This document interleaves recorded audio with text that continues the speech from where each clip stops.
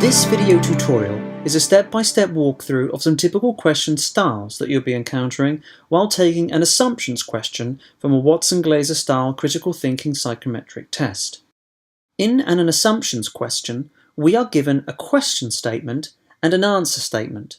We must determine whether, in order to come to the conclusion in the answer, an assumption has been made or not made.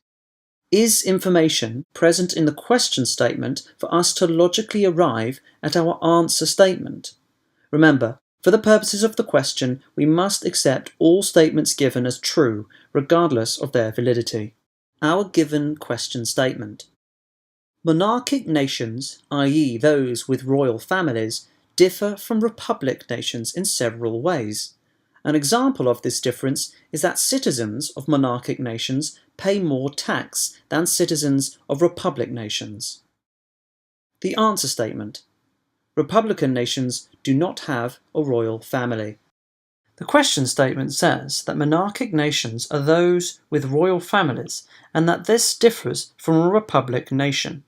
We are not told in what ways that they differ, just that they do in several ways. The assumption that Republican nations do not have royal families, an assumed difference, can be arrived at given that monarchic nations are defined as such, and this is something that differentiates them from republic nations. Therefore, we can arrive at that assumption logically. Let's look at a different assumption. The assumption statement.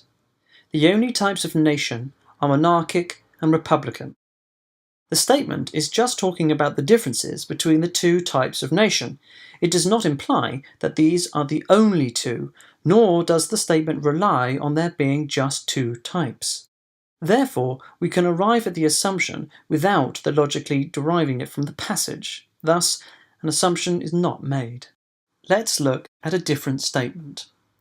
Our given question statement. Charities don't have to charge VAT to customers, which means charity bookshops can charge lower prices than those charged by second-hand bookshops which are not registered as a charity. The assumption statement. Charities pay less tax than non-charities. The question statement claims that charities don't have to pay VAT, implying that non-charities do.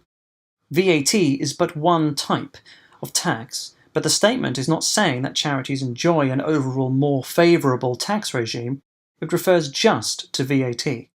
The statement is thus not coming from an angle that overall the level of tax paid by charities is less than that paid by non-charities, which is what is being claimed in the assumption, and as such, we cannot arrive at that assumption logically from the question statement. Therefore, assumption is not made. Let's look at a final assumptions question. The assumption statement. VAT increases the price customers pay for things. The question statement says that because charities don't have to charge VAT to customers, this allowed them to lower the cost of goods. This suggests, and thus one can assume, that having VAT on the goods means that non-charities cannot lower the price in the same way, as therefore this would increase the price customers pay for things. We can thus get to the assumption logically from the question statement, and as such, an assumption made. Thank you for watching this video tutorial. We hope it's been helpful. Best of luck with your test practicing here at Assessment Day.